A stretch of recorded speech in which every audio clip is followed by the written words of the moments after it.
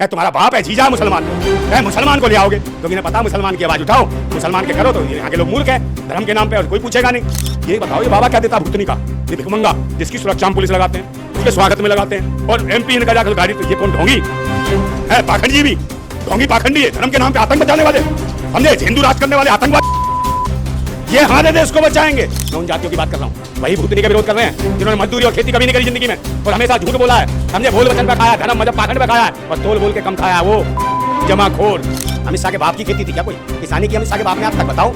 मोदी के बाप ने कभी खेती की? बताओ मुझे, पहले सुन लो।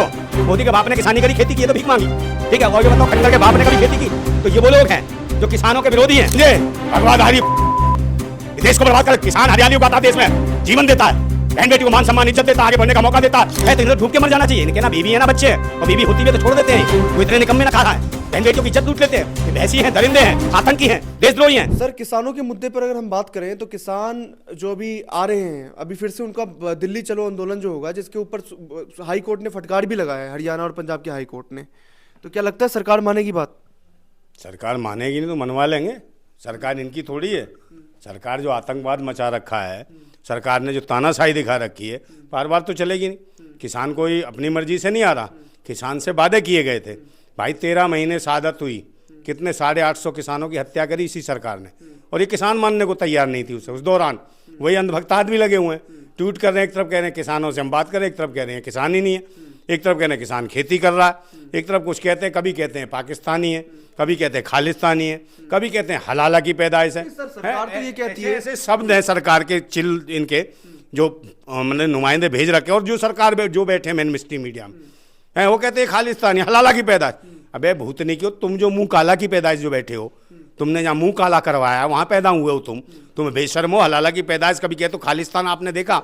मुझे पहले बताओ, खालिस्तान आपने कहीं विश्व के नक्शे पे देखा है? विश्व में कहीं नक्शा है ऐसा जहाँ खालिस्तान है कि सरकार किसान जो है उपद्रव मचाते हैं, दिल्ली में आएंगे तो उपद्रव मचाएंगे, लोगों को दिक्कतें होंगी। अच्छा, उपद्रव मचाते हैं, और कीले कौन गाड़ रहा है? किसानों ने गाड़ी है? नहीं ना। और ये जो दीवारें जो लगाई हैं, बैरिकेड्स ऊंचे ऊंचे, किसानों तो नहीं लगाए? क्यों रोकने के लिए? क्यों? उनका देश है, उनकी राजधानी है, अधिकार है उनका। भाई 2 साल हो गए, तुमने गारंटी देने की बात की थी, MSP की गारंटी, कितना इंतजार करें? कब इंतजार करेंगे? तो आएंगे नहीं वो अपने देश में, आंदोलन नहीं करेंगे। ये कोई चाइना पाकिस्तान का बॉर्डर बना दिया क्या? या किसान इस देश का नहीं है? या चाइना से आ रहा है, कहीं और से आ रहा है, या दूसरे ग्रह से उतर रहा है? एलियंस हैं क्या ये जिन्हें तुम रोक लोगे? भाई अधिकार तो देने पड़ेंगे, क्योंकि देश की जनता से ही ये जो है लोकतंत्र चलता है, और सबसे बड़ी अदालत है देश की जनता और किसान।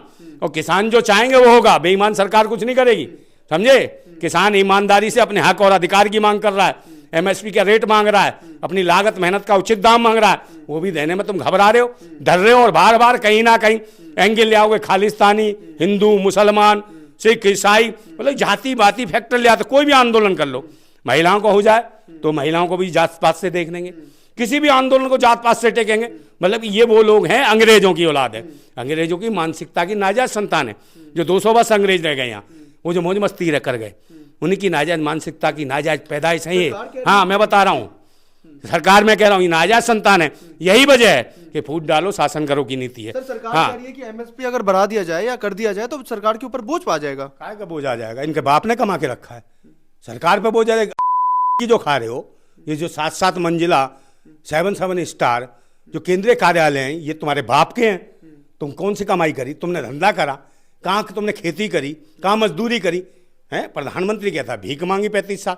भीख मांगने 7 स्टार होटल खुल जाते हैं तुम्हारे केंद्रीय कार्यालय पूरे देश के अंदर। प्रदेश के कार्यालय देखो, सब जगह अय्यासियों के अड्डे हैं, सब जगह। ये इनकी मानसिकता देखो कैसी है, बदतमीजियां कर रहे हैं बहन बेटियों के साथ। मतलब मणिपुर में देखो, सेना के पूर्व सैनिक की पत्नी को निर्वस्त्र करके घुमा दिया इन्होंने, उसका रेप कर दिया, सामूहिक बलात्कार है। तो इन्हें डूब के मर जाना चाहिए। इनके ना बीवी है ना बच्चे हैं, और बीवी होती भी है तो छोड़ देते हैं। ये इतने निकम्मे ना खा रहा है, बहन बेटियों की इज्जत लूट लेते हैं।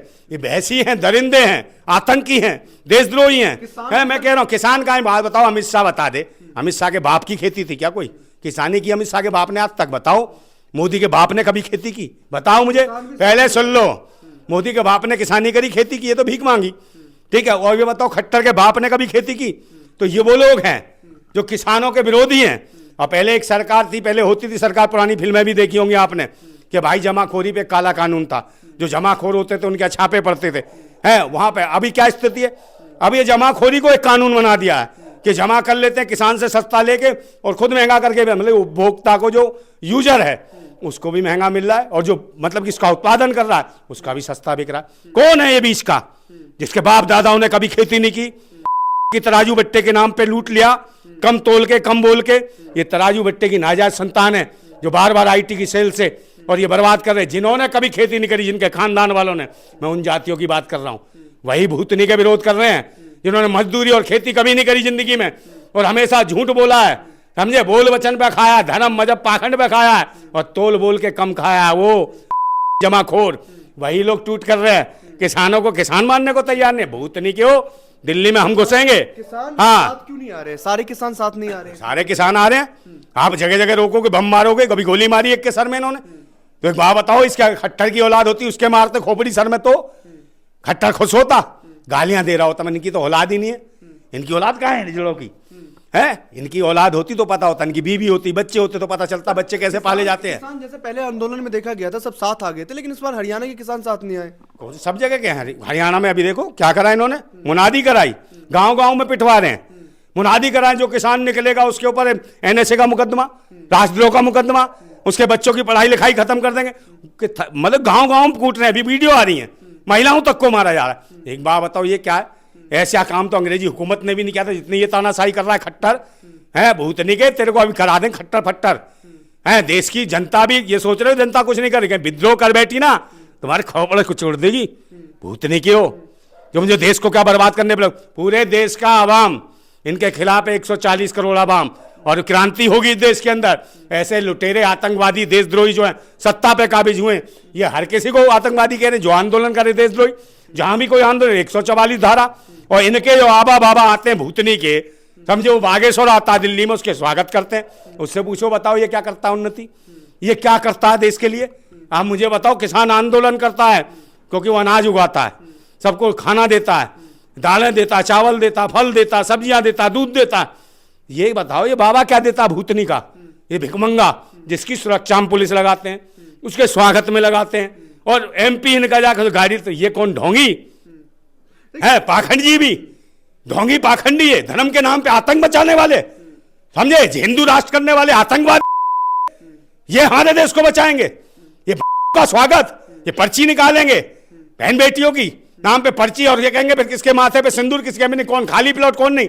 अबे वो भूतनी के, समझे, भगवाधारी, ये देश को बर्बाद कर। किसान हरियाली उगाता देश में, जीवन देता है, बहन बेटी को मान सम्मान इज्जत देता है, आगे बढ़ने का मौका देता है, समझे। जब किसान बढ़ता है, हर जगह किसान है, कहां नहीं है? पुलिस में देखो किसानों के बच्चे, सेना में देखो किसानों के बच्चे, उन्हीं को आपस में लड़वाने काम। किसान भी रो रहा है, पुलिस भी रो रही है, जवान भी रो रहा है एक दूसरे को देख के। मैं सरकार है तानाशाही आदेश कर रही है, ये ध्यान रखना। जिस दिन मूड फिर गया ना किसान का, जवान का और पुलिस का, ये जो गने जो है ना किसानों को पता नहीं हुए, उल्टी भी हो सकती हैं, और चिल्लर खटमर गिले चुने तुम आतंकी हो, देशद्रोही हो, तुम्हें भागने नहीं दिया जाएगा।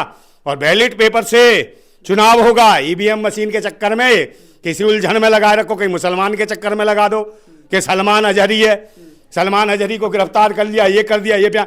अबे एक साल पहले के कोई बयान तुम उठाते हो, तुम्हारा बाप है, जीजा है मुसलमान, मुसलमान को ले आओगे क्योंकि इन्हें पता मुसलमान की आवाज उठाओ, मुसलमान के करो, तो यहाँ के लोग मूर्ख हैं धर्म के नाम पे। और कोई पूछेगा नहीं कि शिक्षा की बात करेगा, रोजगार की बात करेगा, सुरक्षा की बात करेगा, महंगाई की बात करेगा, इस पर कोई बात नहीं करने को तैयार में से।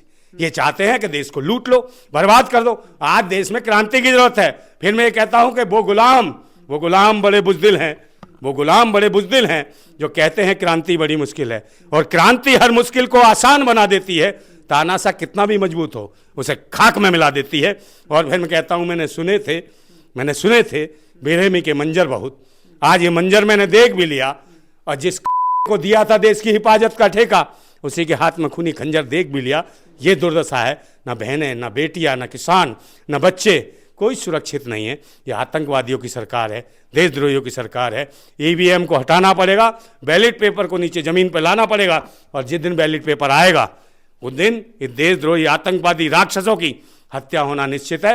और तैयारी करो, जो कहते हैं ना 400 पार, 400 पार नहीं बेटा, अब होने वाले हो बीमार। जितने भी हो ढोंगी पाखंडी, कर रहे हैं हम इंतजार, खुलवा देंगे सारे द्वार, चाहे शमशान हो चाहे कब्रिस्तान हो, वहीं दफन करेंगे तुम्हें, वहीं जलाएंगे, वहीं फूकेंगे। देशद्रोहियों, आतंकवादियों, तुम्हारी खैर नहीं है। और एक बात और कह देता हूं कि तूफानों से आंख मिलाओ, सैलाबों पर वार करो और पाखंडवाद का चक्कर छोड़ो, राष्ट्रवाद के साथ चलो, संविधान के साथ चलो, लोकतंत्र के साथ चलो, किसानों के साथ चलो, समतामूलक समाज के साथ लगो, समाजवाद के साथ चलो, सबके साथ चलो, सबको समान अधिकारों की बात करो। भारत जिंदाबाद था, जिंदाबाद और जिंदाबाद रहेगा।